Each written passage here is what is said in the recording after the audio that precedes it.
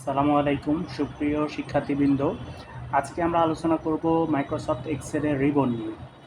এই যে এই পোর্শনটুকু আমরা দেখতে পাচ্ছি, এই পোর্শনটুকুকেই বলে হচ্ছে মাইক্রোসফট এক্সেলের রিবন। ঠিক আছে? তো এই রিবনের মধ্যে আবার অনেকগুলো ট্যাব আছে, যেমন হচ্ছে home tab, insert tab, page layout tab, formulas tab, data tab, review tab, view tab, developer tab, help tab. তো এই বিষয়গুলো হচ্ছে ট্যাব কিন্তু কমে বাড়ে। ঠিক আছে? যেমন ডেভেলপার ট্যাব, এই ডেভেলপার ট্যাবটা আপনি সচরাচর আপনার এক্সেলের মধ্যে হয়তো দেখবেন না। এটা আপনি হচ্ছে আনা যায়, আবার হচ্ছে আপনি যদি মনে করেন যে এটা এখানে রাখবেন না, আপনি সেটাও করতে পারেন। রিবনটার মধ্যে আসলে থাকে এক্সেলের লটস অফ অপশন যা আছে সবই মোটামুটি ম্যাক্সিমামই রিবনের মধ্যে চলে আসে। মনে করি যে এই যে এখানে কিছু ডাটা দেখতে পাচ্ছি, এই ডাটাকে একটা টেবিল বানাবো। ঠিক আছে? তো টেবিল কোথায় আছে? টেবিল হচ্ছে ইনসার্ট ট্যাবের মধ্যে আছে। তো ইনসার্ট রিবনের মধ্যে ইনসার্ট ট্যাবের মধ্যে আছে। তো এটা যে আমরা হচ্ছে যদি এই ডাটাটুকুকে সিলেক্ট করে এখানে টেবিলে ক্লিক করি, ওকে ওকে দিলে একটা টেবিল হয়ে যাবে। ঠিক আছে? তাহলে দেখলাম যে আমরা টেবিল কোথায় থাকে দেখে নিলাম।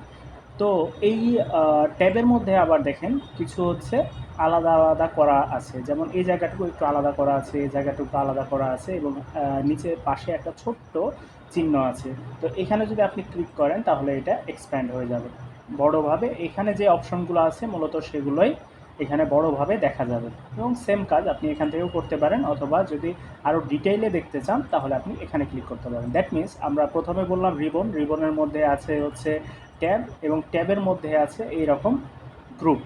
ঠিক আছে? যেমন এইখানে একটা গ্রুপ আছে, এই গ্রুপটার নাম কি? এই গ্রুপটার নাম হচ্ছে ফন্ট সেটিং।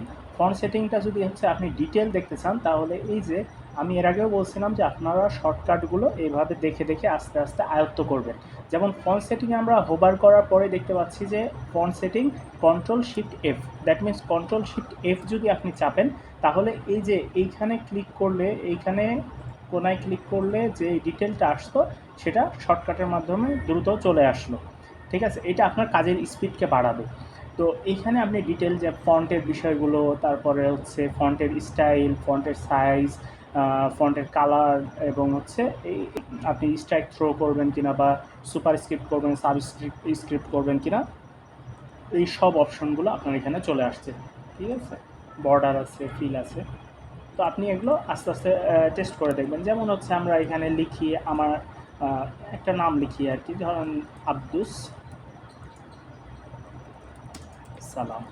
তো আমি যদি এটাকে আন্ডারলাইন করতে চাই তাহলে কি করব? এই যে এখানে ফন্ট গ্রুপের মধ্যে আছে এই যে আন্ডারলাইন, অথবা আমি হচ্ছে আন্ডারলাইন কিভাবে করতে পারি আপনারা কি শর্টকাট জানেন? আমি যদি হচ্ছে আন্ডারলাইনটা এখন হটাই ফেলতে চাই, আমরা হচ্ছে দ্বিতীয় ভিডিওতে দেখেছিলাম যে আন্ডু, কন্ট্রোল জেড দিয়েও আপনি আন্ডু করতে পারেন, অথবা এই যে এখানে কুইক অ্যাক্সেস টুলবারের মধ্যে আছে আন্ডু। ওকে, আন্ডু দিলে এই যে চলে গেল।